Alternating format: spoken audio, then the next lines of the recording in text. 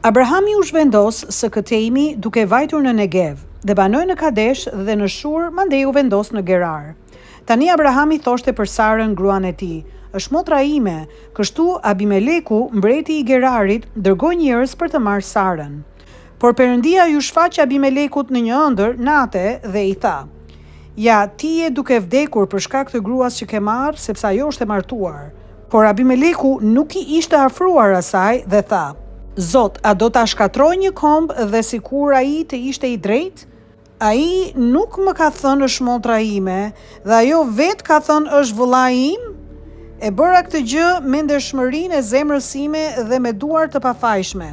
Dhe Perëndia i tha në ëndër: "Po unë e di që e ke bërë këtë gjë me ndershmërinë e zemrës sate, ndaj të ndalova atë kryesh një mëkat kundër meje, ndaj nuk të lejova ta prekësh. Tani ktheja gruan e këtij njeriu, sepse ai është një profet, dhe do të lutet për ty dhe ti ke për të jetuar. Por në rast se nuk ja kthen, dije që me siguri ke për të vdekur ti dhe tërë njerëzit e tu."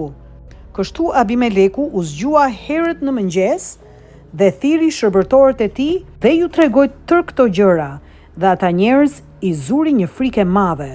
Pastaj Abimeleku thiri Abrahamin dhe i tha: "Ç'na bëre? Dhe çfarë kam bërë unë kundër teje që më solle një mëkat kaq të madh si mua, ashtu dhe mbretërisë sime?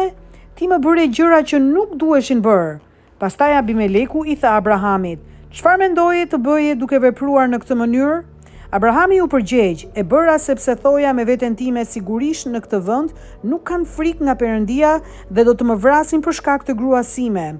Përveç kësaj, ajo është në të vërtetë motra ime, bi e babait tim, por jo bia e nënës sime, dhe pastaj u bë gruaja ime.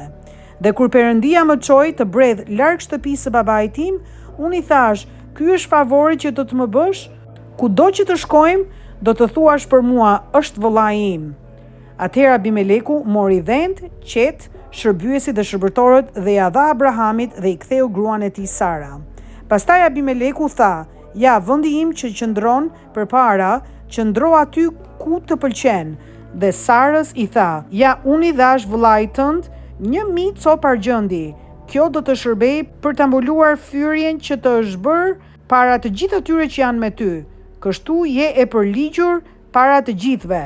Atëherë Abrahami ju lut Perëndisë dhe Perëndia shëroi Abimelekun, gruan e tij dhe shërbyesit e saj, dhe ato mundën të pjellin, sepse Zoti e kishte shterpëzuar plotësisht tërë shtëpinë e Abimelekut për shkak të Sarës, gruas së Abrahamit.